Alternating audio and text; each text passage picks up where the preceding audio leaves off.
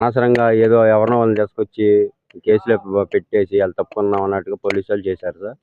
మా అబ్బాయికి అయితే ఏ సంబంధం లేదు, అసలు వేయలేదు, అటు వెళ్ళని కూడా వెళ్ళలేదు. ఆ నైటు 14వ తారీఖు పుట్టినరోజు, 13వ తారీఖు నైట్ 12కి కేక్ కట్ చేసుకున్నాడు మా గూడెంలో ఆర్చి దగ్గర. అది చూసి ఈడే కొట్టాడు అన్నట్టుగా తీసుకొని వెళ్ళి ఆ కేసులో బనాయించారు సార్. ఆ కేసుకి మాకైతే మా అబ్బాయికి అయితే ఎటువంటి సంబంధం లేదు. ఏదో ఆ దేవుళ్ళలాగా సలీం సార్ వచ్చేసి నేనున్నానులే అనేసి ఈ కేసు తీసుకొని టేకప్ చేశాడు సార్. ఆ సార్ కానీ లేకపోతే ఇంకా మా పిల్లోడు వచ్చేవాడో రాడో కూడా తెలియదు. అంతా దుర్గమ్మ తల్లి ఆ సార్ని పంపించింది అనుకుంటున్నాను సార్. నాకు మా అబ్బాయికి ఎటువంటి సంబంధం లేదు సార్. మాకు ఈ కేసుకి ఇది మాకు అసలు సంబంధమే లేదు సార్. అది మా ప్రభుత్వం గ్రహించి మా అబ్బాయిని వదిలేస్తే చాలు సార్.